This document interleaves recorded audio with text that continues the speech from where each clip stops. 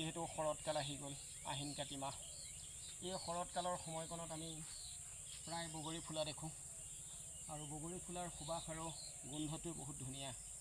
আৰু সেইটো সময়তে আগতে আমাৰ ককা দেউতাহঁতে কৈছিলে, ককা আইতাহঁতে, যে বগৰী ফুলাৰ লগে লগে মানুহৰ চৰ্দি জ্বৰ হয় বুলি কৈছিলে। এইটো আগৰ দিনৰ মানুহৰ এটা প্ৰকৃতিৰ লগত এডজাষ্ট কৰি যিকোনো কথা তেওঁলোকে চলিছিলে। আচলতে সেইটো নহয়। ঋতু পৰিৱৰ্তন হোৱাৰ লগে লগে কি হয়, মানুহৰ বডিটোত যিকোনো এটা এডজাষ্ট হোৱাৰ কাৰণে গৰম গৈছে, ঠাণ্ডা আহিছে, তেনেকুৱা এটা অনুভৱ হৈ যায়, কেতিয়াবা চৰ্দি তৰ্দি লাগে। কিন্তু ককা আইতাহঁতক ক'লে, কোৱা মতে মই আজি পৰীক্ষা কৰি চালোঁ, বগৰী গছৰ তলত যেতিয়া ফুলা যায়, এজোপা বগৰী হয়, বৰ ধুনীয়াকৈ ফুলিছে। ইয়াৰ সুগন্ধিটোৱে বহুত ধুনীয়া। আপোনালোকে কেতিয়াবা ৰুই চাব বগৰীজোপাৰ তলত ফুলা বগৰী, আৰু তেতিয়া গম পাব।